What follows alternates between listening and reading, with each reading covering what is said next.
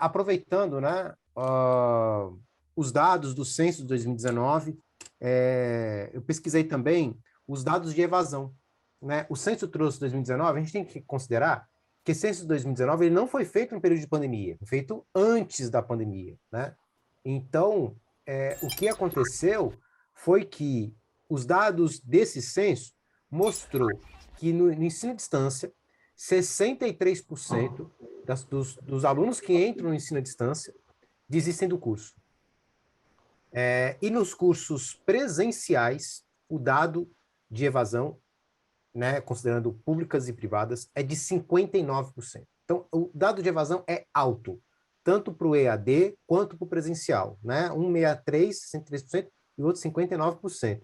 Aproveitando o dado do censo de 2019, né, ficou claro lá no censo que o índice de evasão é alto no ensino superior, né? No EAD é 63% e no presencial 59%. Então é muito alto.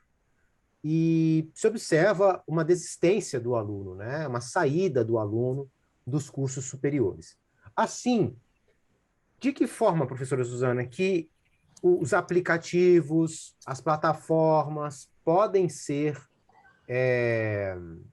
atraentes, né? Já que a gente está vivendo um mundo de pandemia e o presencial está no remoto, na maioria das instituições, né? Salvo alguns cursos, mas boa parte das instituições abraçaram o remoto porque é a forma de tocar os cursos.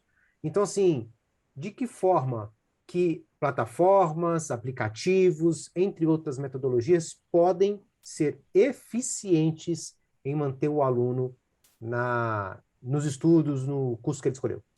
Antes a gente tinha, por exemplo, 4 aulas seguidas, né, presenciais, já era difícil, né? O aluno trabalha o dia inteiro, muitas das vezes, e aí depois ele passa a noite toda sentado numa cadeira. E com a pandemia, isso passou a ser o ensino remoto. Então, é muito difícil, né? O aluno trabalhou o dia todo e vai ter que ficar ali olhando aquela tela, né? Então, essas plataformas, elas vêm a ajudar, né, o ensino, apoiar tanto o professor quanto o estudante, né? Eu acho bem importante isso. Eu queria fazer aqui uma parte, né? Pedir aos alunos, abram suas câmeras, tá? Os professores nunca ficaram tão sozinhos, a gente precisa ver vocês, né? Os professores estão dando aula para um ponto de luz lá, né? Então, está sendo difícil para a gente quer ver vocês. Então, é só um pedido aqui de uma professora, né, que está passando essa pandemia junto com todo mundo aí. Bom, eu gosto muito de trabalhar com o Google Workspace, né? O Google Workspace, ele reúne o Google Sala de Aula, o Google Meet, ele tem o Drive limitado em pool, permite gravação de aulas, né? Então, o Workspace, ele ainda é gratuito para escolas públicas, né?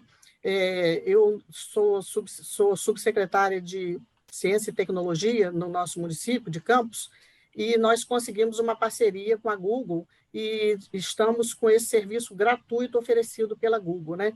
Então, é muito importante. Podemos gravar as aulas e um problema que a gente tem visto, que até o professor Carlos Henrique falou aí, às vezes tem famílias com 4 filhos que precisariam estar assistindo a aula ao mesmo tempo e não tem 4 aparelhos dentro de casa, né? Então, às vezes, o aluno precisa assistir a aula gravada, depois um assiste, né, sincronamente e o outro depois vai ter que assistir em outro horário, porque não tem como todo mundo na mesma casa fazer tudo ao mesmo tempo, né? Então, é importante a gravação das aulas, né? Então, o Google Workspace, para mim, é o campeão, tá? Também a gente usa muito o Moodle, né? Lá no IFE nós estamos usando o Google Workspace e o Moodle, né? Em geral, nós estamos usando essas 2 plataformas. Tem também a Schoology, que também é muito usada, tá? Eu nunca usei, mas já ouvi também muitos elogios. Tem uma outra plataforma, a chamada Roda, ROODA, que é um ambiente virtual de aprendizagem que foi criado pelos professores da Universidade Federal do Rio Grande do Sul, que é onde eu fiz o meu doutorado, e ela proporciona a interação entre os participantes, é bem interessante essa plataforma, eu usei quando fiz doutorado. Agora, outras plataformas, né? A plataforma Canva, que é de design gráfico, então você pode criar os seus slides para dar aula, né? eles ficam muito bonitos, atrativos para o aluno, né? Você pode criar os gráficos de mídias sociais, apresentação de infográficos, posters, conteúdos visuais, ficam muito interessantes. Se chama Canva. Não confundir com Canvas, que é uma ferramenta de gerenciamento estratégico, tá? Então, é Canva, tá? Muito interessante também é o Kahoot, né? Que é uma plataforma de aprendizado baseada em jogos, né? Então, são testes de múltipla escolha, tem uma musiquinha bem emocionante que fica tocando enquanto, né, os alunos vão escolhendo as opções de resposta, bem interessante, mas nessa daí todo mundo tem que ter pelo menos ou um celular, ou um tablet, né, ou um computador. Essa outra que eu vou falar agora se chama Plickers, né, que é também um aplicativo que você pode criar quiz em tempo real, só que ele é diferente. Você imprime marcadores, aí um marcador é a letra A, uma outra figura dentro do marcador letra B, outra letra C, e aí o aluno não precisa do celular. Como é que é feito? O professor faz a pergunta, o aluno mostra, né, ele vai escolher a opção dele, A, B, C ou D, pega aquele marcador e mostra, e no celular o professor vai colocar a câmera naquele marcador do aluno, e aí ele já sabe qual é a resposta do aluno. E aí já vem para o professor quem respondeu o quê, né? Se a turma conseguiu compreender aquele conteúdo, etc. Né? Então, é um quiz, que é bem interessante, e não precisa dos alunos terem celular. Tá? É bem interessante. Você já consegue ter uma avaliação, né, naquele momento, né, da sua aula. Está sendo muito usado também, gente, é o WhatsApp, né? Na rede pública, o que a gente encontrou, né? A municipal aqui, os professores estão mandando tarefas pelo WhatsApp, né? Então, isso ainda é uma coisa a ser aperfeiçoada, mas o WhatsApp ajuda muito, né? Tem também uma outra plataforma que é paga, que é o Teams, né? Também é uma plataforma que você pode postar seus exercícios, pode postar o conteúdo de sala de aula, dar aula online também, ou seja, tem diversas plataformas aí, algumas gratuitas, outras não, mas tem muita coisa para, né, o professor utilizar hoje em dia. E aproveitando os dados, né, do censo, né, de saída do aluno, né, de evasão, professor Carlos Henrique, o que eu gostaria de perguntar é de que forma que a tecnologia ela facilita o processo de aprendizagem. De que forma que a tecnologia pode ser aplicada também em sala de aula, né? Ela vai facilitar o processo de aprendizagem. Para ajudar, né, nesse conceito que eu vou falar, é bom a gente separar um pouquinho. Ensino é quando o professor tem aquilo como um instrumento, uma ferramenta, e a aprendizagem é como o aluno vai receber as informações, vai exercitar as atividades e vai, ao final, demonstrar o que ele aprendeu. Então, a gente precisa separar ensino de aprendizagem. O ensino parte do docente e de toda a sua preparação, das suas condições, da forma com qual ele foi trabalhado, treinado, né? Ele exercitou o uso das tecnologias. E a aprendizagem é o que vai ser disponibilizado para o aluno para ele aprender. Esse é o desafio da educação à distância, que é o pano de fundo de toda a nossa discussão aqui. Porque na sala de aula presencial, o professor tem condições de readaptar a todo momento sua forma de ensino em função da necessidade daquele grupo de alunos de carência. Já no caso da educação à distância, você compra um pacote fechado. E o aluno tem que se adaptar para a aprendizagem. Então, você não tem a flexibilidade de um professor na educação à distância de mudar o discurso, readaptar o que ele está falando e tal, porque o pacote está pronto e fechado. No caso da educação presencial, não. Eu me preparo para dar uma aula, vou determinar tempos que eu vou usar, mas eu posso usar um tempo maior para uma explicação, posso voltar atrás, posso fazer toda essa flexibilidade. Então, não dá para comparar os dois modelos assim friamente. Ou seja, é óbvio, eu imagino, que a nossa cultura da educação presencial ainda é fortalecida pela flexibilidade de uso do tempo, de conteúdo. Então, naquele instante, tudo é possível de se adaptar. E aí foi o que a professora Suzana falou. Muita gente confunde educação à distância com aula remota. A aula remota é uma aula presencial e é uma aula nos moldes, só muda o lugar. O aluno não está ali na sala de aula tradicional, naquele prédio edifício, mas ele está tão igualmente presente com o professor. E ele, a qualquer momento, pode fazer uma intervenção, o professor pode mudar o conteúdo. Detalhe, o professor pode rever o conteúdo a partir de um debate com o aluno. Na presencial, isso acontece, na distância, não. Ele compra o conteúdo e vai até o final com aquilo como a única verdade posta. E olha que interessante, os alunos, quando estão numa aula presencial hoje, estão checando e verificando tudo que o professor está falando. A minha filha estava do meu lado estudando em casa, quando a professora colocou lá alguma coisa sobre, na aula de ciências, sobre insetos, e ela, peraí, mas eu já vi diferente em algum lugar. Ela foi e pesquisou no Google enquanto o professor estava falando. E ela pediu a palavra ao professor e falou assim, professor, mas aqui no computador está dizendo isso, isso, isso desses animais. Ela, sim, desculpa, eu estou me confundindo aqui, que eu antecipei. Você entendeu como é que é? Na aula remota, a resposta é imediata da molecada. E muitos deles estão com a câmera fechada, da mesma forma que na aula presencial, viu, professor Suzana? Os alunos ficam olhando para a gente, estão à distância. Quantos estão na sala de aula viajando? E não sabem nem o que você está falando, não sabem nem o que está acontecendo. Ele só está ali pela obrigação de uma assinatura de presença. Então, a gente tem que tomar cuidado nas análises para entender que, mesmo no modelo presencial, muitos estão flutuando à distância. Estão ali, olhando para a minha cara, olhando assim, eu acreditando que ele está me ouvindo, que ele está refletindo. Na verdade, ele está pensando em outras coisas e tudo mais. E sai da sala igualmente ele entrou, sem entender e sem prestar atenção de nada que nós falamos. Em resumo, pela sua pergunta, eu vou dizer que se o professor não tiver habilidade para entender a turma que ele tem na frente dele e poder trabalhar de uma forma atrativa, não vai haver o processo de ensino e aprendizagem. E o aluno vai deixar para aprender sozinho, depois com o caderno em casa. Ou com os livros, que já vêm prontos com os exercícios. Hoje, a educação básica, na maioria das escolas, utiliza um livro como suporte. Vou dar um exemplo, do PH, Objetivo, de outros grupos que tem aí.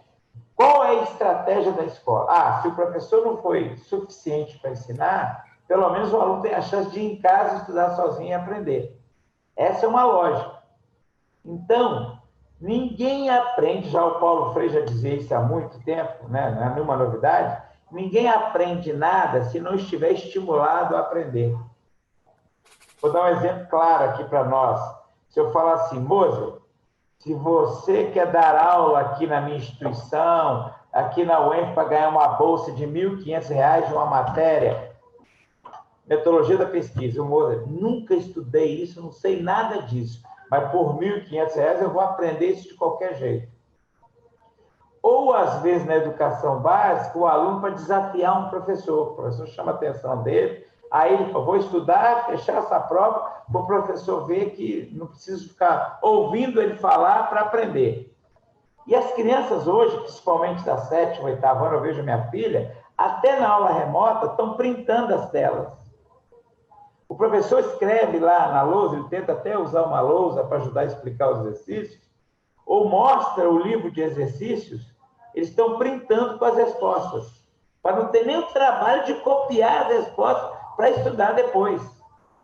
Que a aula gravada não é disponibilizada para as crianças. Ela só é disponibilizada para alguns casos, no caso da escola das minhas filhas.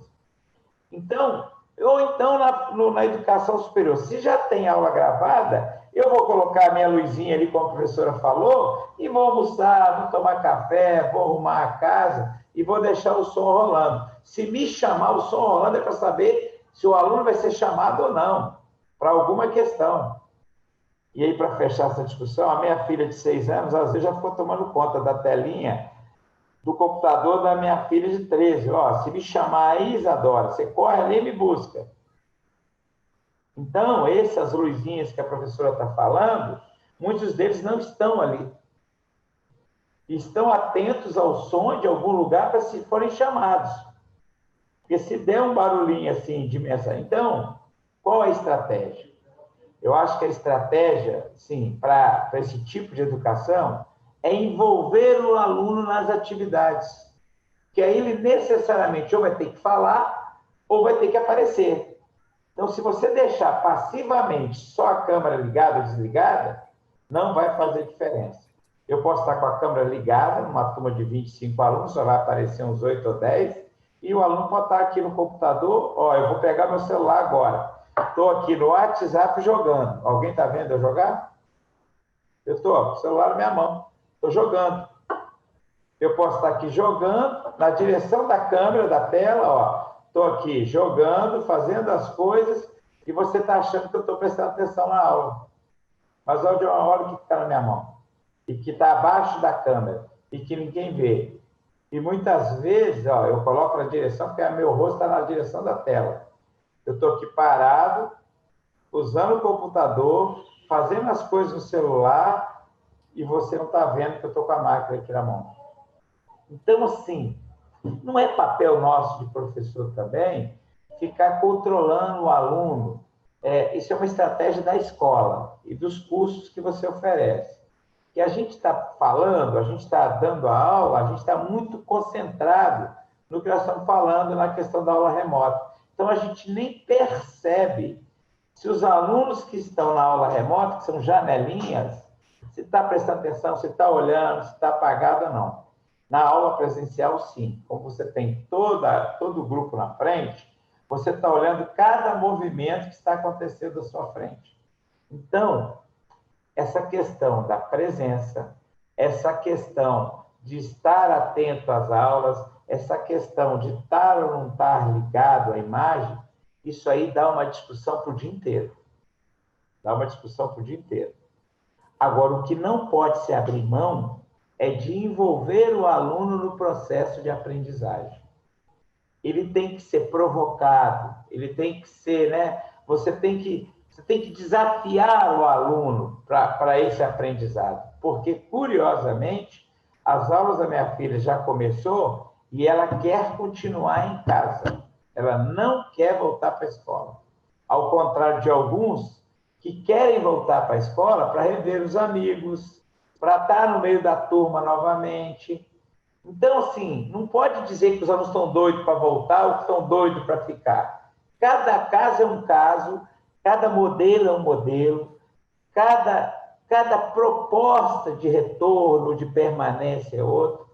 Então, assim, não dá para você pegar, a professora deve ter um grande desafio aí na prefeitura, que é conseguir acompanhar os meninos da educação básica, lá das séries iniciais, para essas aulas remotas. Os pais não estão preparados, não sabem usar, não têm uma boa estrutura em casa, por mais que a prefeitura dê para eles tablet, faça uma coisa aí milagrosa. Uma coisa é você ter um carro, a outra é saber dirigir. Então não adianta. Então eu acho que o que nós temos que pensar? Que o modelo de educação à distância vai ter o seu espaço, vai ter o seu público e vai ter as suas propostas. Mas dificilmente, nessa cultura que a gente tem hoje social, ele vai satisfazer, ele vai atender a toda a nossa sociedade. Não vai. Os números podem crescer, as propostas podem crescer, os aplicativos podem ser inovadores, mas a gente tem ainda uma carência de assistencialismo, de estar, porque a educação envolve outras coisas. Educação envolve merenda escolar. O cara vai para a escola porque não tem o que comer em casa. Então, muitas das crianças da prefeitura, imagino, Elas estão preocupadas também se vai ter merenda escolar, se vai... Por quê? Porque veja, então o problema não é só a educação. A educação está envolvida com moradia, está envolvido com a violência, está envolvido com a parte nutricional, alimentar. Então, a gente está jogando o EAD simplesmente assim, esse modelo é assim ou assado. Os problemas são muito maiores. Então, voltando ao nosso tema de EAD, eu vou dizer para você o seguinte, que as novas ferramentas, dá uma volta no tempo, 2 anos atrás. Quando alguém falava que tinha que usar o Google Meet, foi um desespero. Quando alguém tinha que falar de usar o Zoom, que foi a primeira, assim que a gente teve mais acesso, era um desespero. Hoje já estão dizendo que existem ferramentas melhores que aquelas. Então, tudo é um aprendizado. E tudo depende das políticas públicas que a gente vai envolver para a educação presencial e à distância. E a tecnologia só é mediação, não é fim. Tecnologia, eu falo sempre, é meio. É processo de mediação. Não é para fechar. Ela é para mediar essa relação de ensino e aprendizagem.